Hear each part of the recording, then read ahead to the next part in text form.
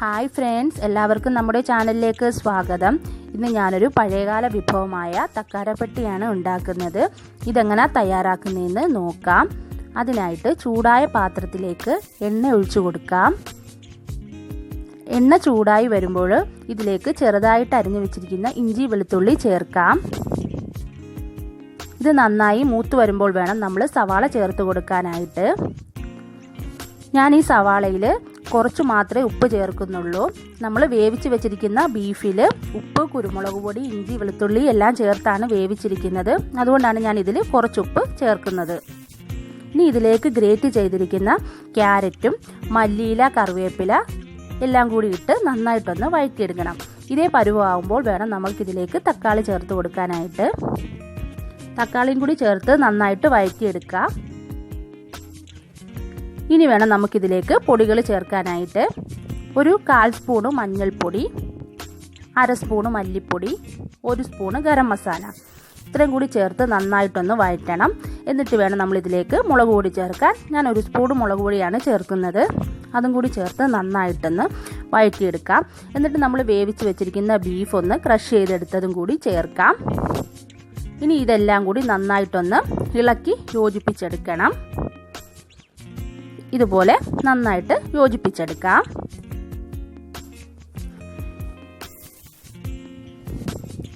ഇപ്പോൾ നമ്മുടെ fillings ready ആയിട്ടുണ്ട്. ഇനി നമുക്ക് ബ്രെഡ് റെഡിയാക്കി എടുക്കാം. ഞാൻ ആദ്യം 2 കഷ്ണം ബ്രെഡാണ് എടുത്തിരിക്കുന്നത്. ഇതിൻ്റെ സൈഡ് നമുക്ക് കട്ട് ചെയ്ത് മാറ്റാം. ഇങ്ങനെ 2 ബ്രെഡ് വെച്ച് വീതം വേണം നമ്മളൊന്ന് കട്ട് ചെയ്തെടുക്കാനായിട്ട്. ഇനി ഇതിൻ്റെ നടുവിലൂടെ നമുക്കൊന്ന് കട്ട് ചെയ്യാം.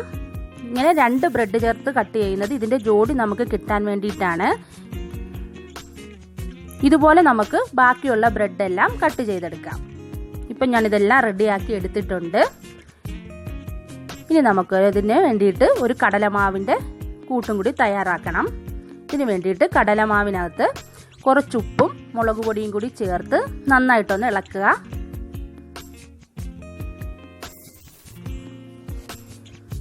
എന്നിട്ട് ഇതിലേക്ക് കുറേശ്ശെ വെള്ളം ഒഴിച്ചൊന്ന് യോജിപ്പിച്ചെടുക്കണം.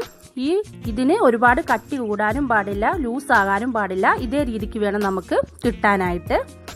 ഇനി നമുക്ക് തക്കാരപ്പെട്ടി തയ്യാറാക്കാൻ നോക്കാം. അതിനായിട്ട് നമ്മൾ 2 കഷ്ണം ബ്രെഡ് എടുത്തിട്ടുണ്ട്. ഇതിലേക്ക് നമ്മൾ റെഡിയാക്കി വെച്ചിരിക്കുന്ന ഫില്ലിങ്സ് വെക്കാം.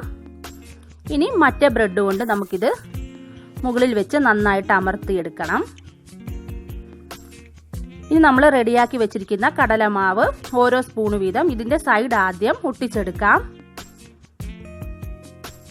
ഇതിൻ്റെ 4 വശവും ഇതുപോലെ നമുക്ക് കടലമാവ് ഒഴിച്ച് ഒട്ടിക്കണം.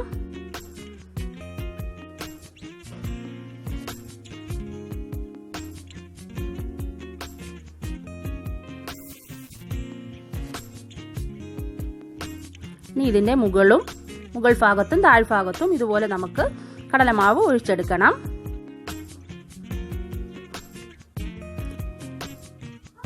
ഇങ്ങനെ ഒഴിച്ചതിന് ശേഷം വേണം നമ്മൾ ബ്രെഡ് ക്രംസിലിട്ട് മുക്കിയെടുക്കാനായിട്ട്.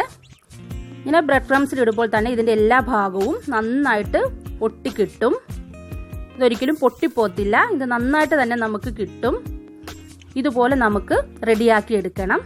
ഞാൻ ബാക്കി എല്ലാ ബ്രെഡും ഇതുപോലെ ഒന്ന് റെഡിയാക്കി എടുക്കാം. ഇപ്പോൾ എല്ലാം ഞാൻ റെഡിയാക്കി എടുത്തിട്ടുണ്ട്. ഇനി നമുക്കൊരു പാത്രത്തിലേക്ക് എണ്ണ ഒഴിച്ച് തിളപ്പിക്കണം. എണ്ണ തിളച്ച് വരുമ്പോഴത്തേക്ക് നമുക്കിത് ഓരോന്ന് വീതം ഇട്ട് ഫ്രൈ ചെയ്തെടുക്കാം.